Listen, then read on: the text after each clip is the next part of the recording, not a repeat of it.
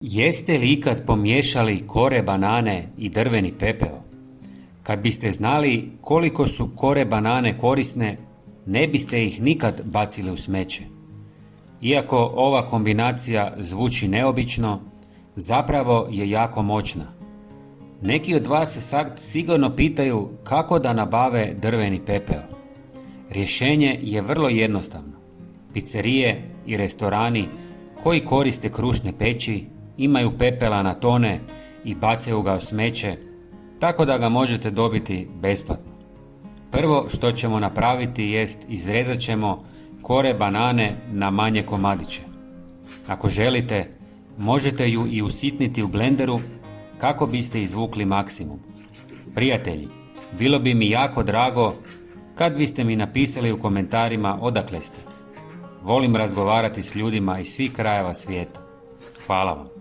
Sljedeća stvar koja nam treba jest oko litre vruće vode u koju ćemo staviti kore banane.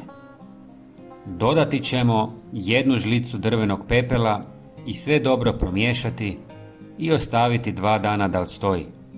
Kora banane bogata je kalijem, fosforom, magnezijem i manjim količinama drugih mikroelemenata, a posebno je korisna u fazi cvatnje i formiranje plodova jer potiče jače cvjetanje i kvalitetnije plodove.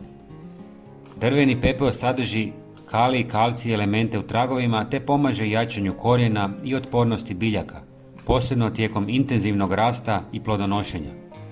Ova kombinacija najviše odgovara rajčicama, paprikama, tikvicama, krasavcima, jagodama i voćkama jer im kalij izravno utječe na veličinu, okus i čvrstoću plodova.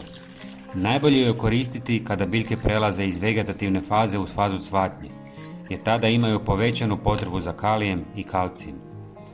Nakon 2 dana procijedite mješavinu i razredite sa još pola litre vode.